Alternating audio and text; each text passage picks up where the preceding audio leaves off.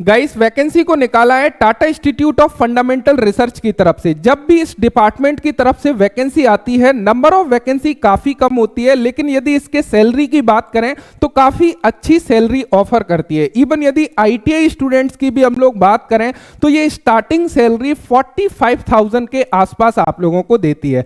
यहां पर जैसे कि आप लोग देख सकते हो काफी सारी वैकेंसी है। यहां पर लगभग 24 पोस्ट के लिए वैकेंसी को निकाला है, इवन 25 पोस्ट के लिए निकाला है। सभी के लिए अलग अलग एजुकेशनल क्वालिफिकेशन है। तो इस वीडियो में हम लोग कंप्लीटली देख रहे होंगे किस पोस्ट के लिए क्या एजुकेशनल क्वालिफिकेशन की आवश्यकता होगी, किस प्रकार आप लोगों को अप्लाई करना है, क्या सिलेक्शन प्रोसेस होगा। लेकिन उससे पहले यदि हम लोग बात करें Tata institute of fundamental research की, ये जो है गवर्नमेंट ऑफ इंडिया के अंतर्गत डिपार्टमेंट ऑफ एटॉमिक एनर्जी के अंतर्गत काम करता है।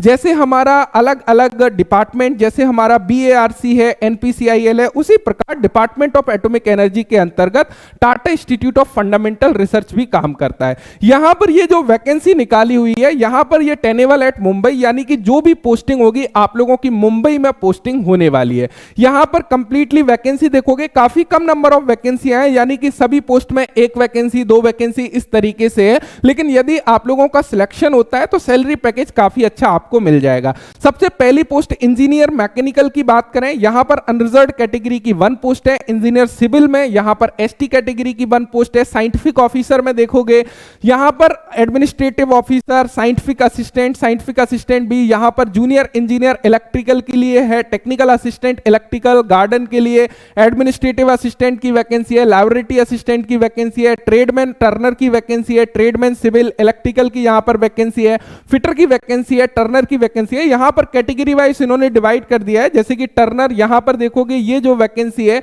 यहां पर आप लोगों को एससी की है या अनरिजर्व्ड की है, कुछ इस तरीके से बेसिकली इन्होंने यहां पे बनाया हुआ है। अब हम लोग थोड़ा सा देखें, यदि एज लिमिट की हम बात करें, यहां पर आप लोगों को एज लिमिट मिल जाती है। मैक्सिमम एज लिमिट यहां पर किसी पोस्ट के लिए 33 ईयर है, किसी के लिए 40 ईयर है, किसी के लिए 20 ईयर है।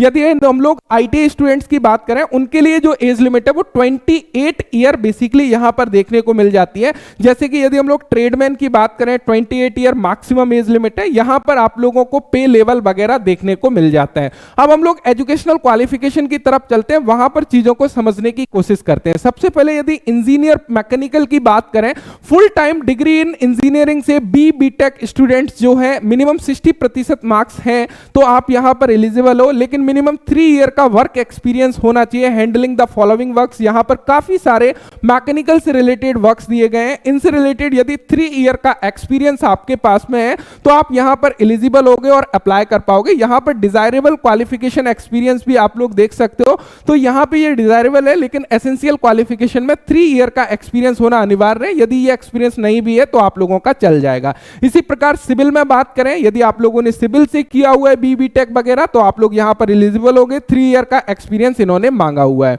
उसके अलावा साइंटिफिक ऑफिसर की बात करें, 1 पोस्ट जो एसटी की निकाली हुई है, full time degree in electronics से यदि आप लोगों ने किया है या इलेक्ट्रॉनिक्स टेलीकम्युनिकेशन इंजीनियरिंग से किया हुआ है, मिनिमम 60% मार्क्स है, अप्लाई कर सकते हो। मिनिमम 1 से 2 ईयर का एक्सपीरियंस आप लोगों के पास में होना चाहिए जब आप लोग जो है यहां पर अप्लाई बेसिकली कर सकते हो। नेक्स्ट पोस्ट की बात करें, यहां पर भी साइंटिफिक ऑफिसर है, 1 पोस्ट अनरिजर्व्ड वालों के लिए। यहां पर आप लोग पोस्ट कोड देख लीजिएगा अलग अलग कैटेगरी वाइज जब आप लोग अप्लाई करोगे उस केस में।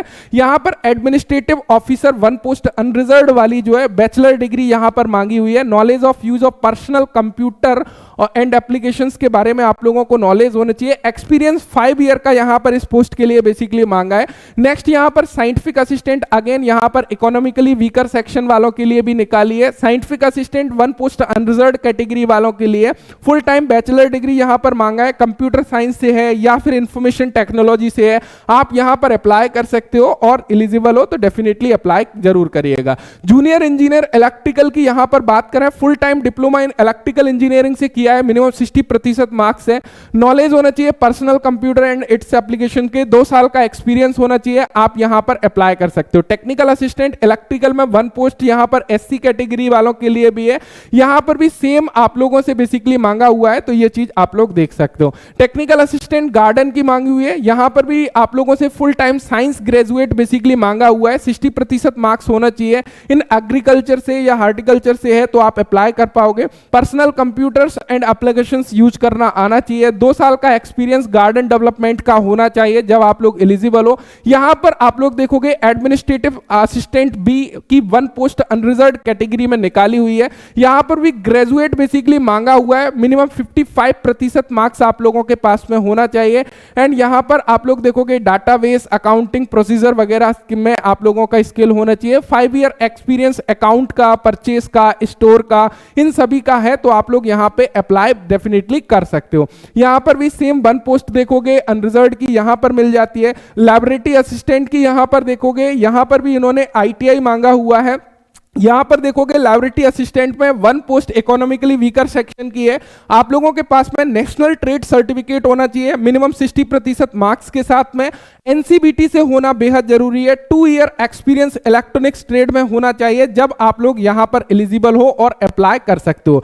या फिर आप लोगों ने अप्रेंटिसशिप किया हुआ है, उसके साथ में 1 ईयर का एक्सपीरियंस भी आप लोगों का चल जाएगा और आप अप्लाई कर सकते हो।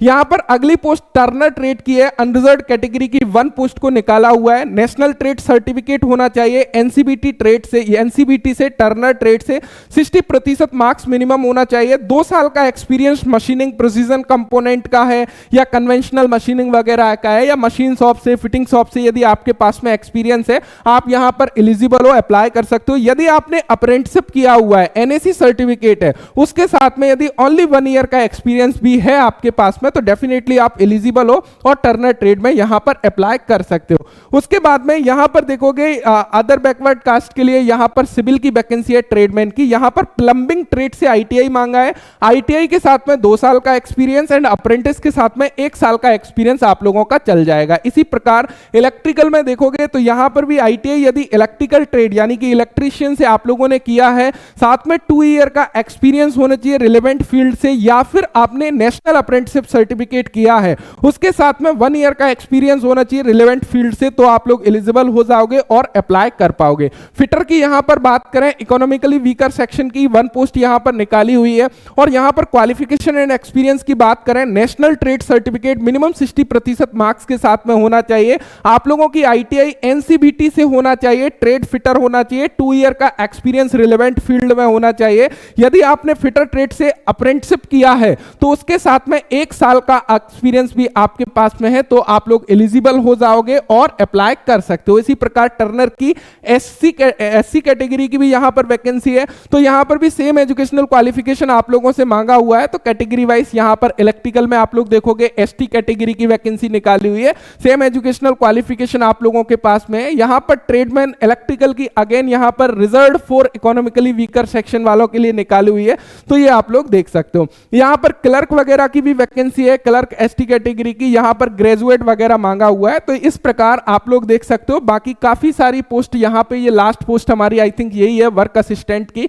यहां पर सिविल में आप लोग देखोगे एसएससी और उसके समकक्ष यदि आपने कुछ किया है अप्लाई कर सकते हो। नेशनल ट्रेड सर्टिफिकेट यदि आप लोगों के पास में है जो है प्लम्बर ट्रेड से, तब आप लोग यहां पर एलिजिबल हो जाओगे, या ओनली 10th भी आप लोगों ने किया है उसके समकक्ष किया है, जब भी आप लोगों को यहां पर एलिजिबल बेसिकली किया हुआ है। लेकिन 1 ईयर का एक्सपीरियंस जरूरी है यहां पे, जो फील्ड एक्सपीरियंस आपको बेसिकली होना चाहिए, तब आप लोग यहां पे एलिजिबल होगे। कुछ जनरल कंडीशंस यहां पर दी गई हैं, इनको बेसिकली आप लोग देख सकते हो। यहां पे यदि आप लोग देखोगे, this is the very very most important, यहां पे थोड़ा सा समझने की कोशिश करिएगा।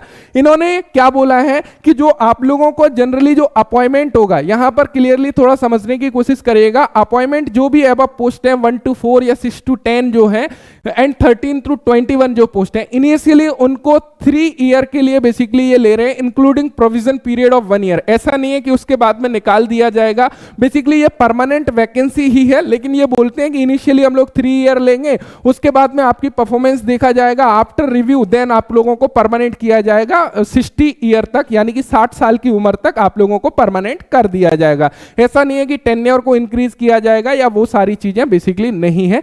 यहां पर बाकी कुछ इंपॉर्टेंट डिटेल्स आप लोगों को दी गई है। यहां पर ये बोल रहे हैं कि सिलेक्टेड कैंडिडेट जो भी है, यदि वर्क रिक्वायर्ड होगा तो सैटरडे संडे हॉलीडे को हम लोग बुला सकते हैं, और शायद इसी वजह से ये सैलरी वगैरह भी ज्यादा जो है आप लोगों को ऑफर कर रहे हैं। तो ये चीजें भी यहां पर आप लोगों को देखने को मिल जाती हैं। आप लोगों का एप्लीकेशन जो है ऑनलाइन सबमिट करना होगा। 11 जनवरी 2025 इसकी लास्ट डेट है, लेकिन यहां पर बोला है एप्लीकेशन बाय पोस्ट भी आप लोगों को भेजना होगा। यहां पर आप लोगों को एड्रेस दिया गया है, इस एड्रेस पर आपको बाय पोस्ट भेजना होगा। आप लोगों का एडवर्टाइजमेंट नंबर, पोस्ट वगैरह, वो सारी चीजें आप लोगों को लिखना होगा। प्रिंट आउट आप लोग जब रिक्रूटमेंट होगा, जैसे कि जो पिछला रिक्रूटमेंट था उसका फाइनल रिजल्ट आया, अभी उनका डिक्लेरेशन फॉर्म आया है, डॉक्यूमेंट वेरिफिकेशन आया है, वहां पर ये सारे डॉक्यूमेंट्स मांगे हैं। तो कई सारे विद्यार्थी हैं जिनके पास में प्रिंट आउट नहीं होता है ऑनलाइन एप्लीकेशन फॉर्म का, तो यदि अप्लाई कर रहे हो तो इसको संभाल के रखिएगा। यहां पर भी उन्होंने क्लियर किया है कि जब डॉक्यूमेंट वेरिफिकेशन होगा या फर्दर आगे की प्रोसेस होगी तो ये डॉक्यूमेंट्स आप लोगों से मांगे जाएंगे, जैसे कि आपका ऑनलाइन एप्लीकेशन का फॉर्म हो गया,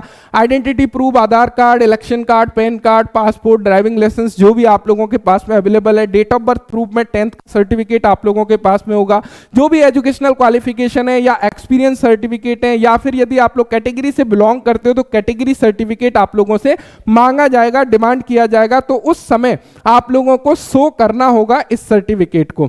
बाकी यदि हम लोग अदर डिटेल की बात करें, यहां पर गाइस कोई भी सिलेक्शन प्रोसेस वगैरह की डिटेल्स नहीं दी है। बाकी इसका जो क्वेश्चन पेपर रहता है उसमें जो मैक्सिमम पोर्शन आप लोगों का होता है वो ट्रेड से रिलेटेड, यानी कि जो आप लोगों का डोमेन सब्जेक्ट है उससे रिलेटेड क्वेश्चन पूछे जाते हैं। इवन 100% क्वेश्चन तक ये डोमेन से पूछ लेते हैं। तो इस बात का आप लोगों को ध्यान रखना है और उस तरीके से अपनी प्रिपरेशन करना है। हालांकि नंबर ऑफ वैकेंसियां काफी कम है तो बहुत कम स्टूडेंट इंटरेस्टेड होंगे, लेकिन यदि आप लोग प्रिपरेशन कर ही रहे हो और लगभग इनका महाराष्ट्र, मुंबई में ही ये लोग अपने सेंटर को रखते हैं और आपको लगता है कि मैं मुंबई एग्जाम देने के लिए जा सकता हूं, तो डेफिनेटली अप्लाई कर सकते हो और आपकी प्रिपरेशन अच्छी होना चाहिए। नंबर ऑफ वैकेंसियां कम है, उसी टाइम जो है आपको अप्लाई करना है और स्पेशली टेक्निकल नॉलेज अच्छी होना चाहिए। तो यदि आप लोगों को इंफॉर्मेशन मिली हो तो डेफिनेटली वीडियो को लाइक करिएगा, क्योंकि बहुत सारे छात्र हैं जो इन वैकेंसियों में अप्लाई करेंगे और भाई किसी ना किसी स्टूडेंट्स का तो होना ही है, क्योंकि पोस्ट कम है तो ये स्वाभाविक सी बात है, जितनी नंबर ऑफ पोस्ट हैं उतने ही स्टूडेंट्स का होगा। लेकिन यदि चैनल से जुड़े हो तो कोई भी वैकेंसी ऐसी ना हो जो आप लोगों से मिस हो जाए, आप लोगों के माइंड में ही वो वैकेंसी ना हो, देन उसके बाद आप नहीं अप्लाई करते, वो आपकी चॉइस है, लेकिन आपको एटलीस्ट पता होना चाहिए ये वैकेंसी आई हुई है। तो मुझे उम्मीद है कि ये इन्फॉर्मेशन आप लोगों को मिल गई होगी। Thank you so much video देखने के लिए। Thanks for watching and bye bye.